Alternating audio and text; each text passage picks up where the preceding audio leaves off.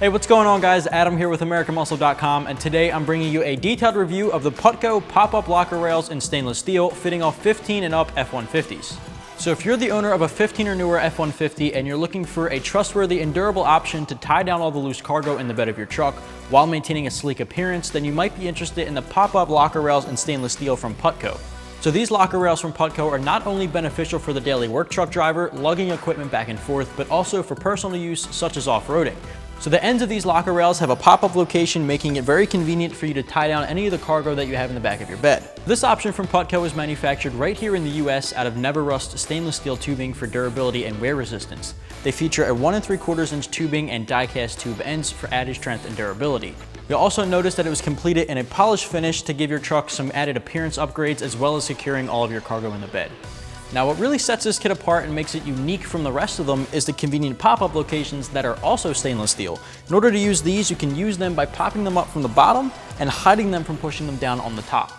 Price-wise, the market is kind of full of different locker rail options, mainly from Putco, ranging anywhere from the low 200s to the high 400s, and this one in particular falls at about the $400 mark, making it a bit more expensive than some of the others. So you want to keep in mind you're really paying for the unique design of the pop-ups that the less expensive options do not have, as well as the good quality material to hold up the strength of the cargo.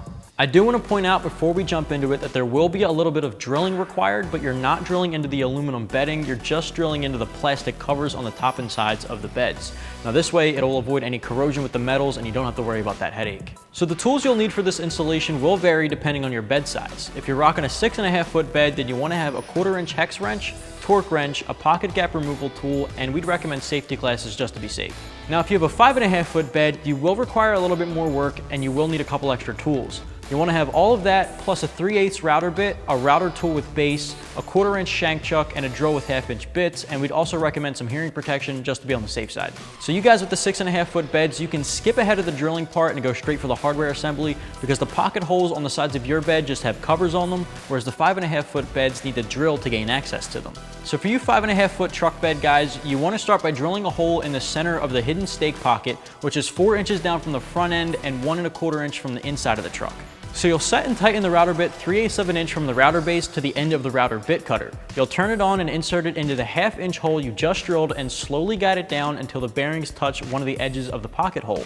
So from there, you'll guide it out counterclockwise until the pocket is fully exposed. Now at this point, you 6.5 foot guys can jump back in alongside the 5.5s because all the rest will be the same. You can start by assembling the black plastic bushings on the end of the locker end rail castings and assemble the hardware onto that in the correct order. So you'll place the washer over the bolt through the castings, then through the plastic gasket, and then finally through the capture nut. You'll place this whole assembly into the pocket hole at an angle. So from here, you'll pull all the tubing together onto the end castings and place them into the rear pocket hole. You want to make sure you pull up on the end castings that they catch the inner body and don't come out. Rotate the plastic gasket until the arrow is facing toward the front of the truck. From here, you can tighten down the bolt on the locker end castings to make it snug against the rail caps. Repeat this process for both sides of the vehicle until everything is in place, and then torque down the bolts to 11 foot-pounds. So obviously the install can be a bit tricky and tedious at times, but given the right tools, you can definitely get this done in about an hour or two in your driveway. I'd give this install a 1 out of 3 wrenches on the difficulty meter because if you follow the directions properly, you can have this done in your driveway with no issues at all. Just to quickly wrap things up guys, if you're the owner of a 15 or newer F-150 and you're looking for a reliable way to secure all the cargo in the bed of your truck in a unique way, you may be interested in checking out the Putco pop-up locker side rails available right here at AmericanMuscle.com.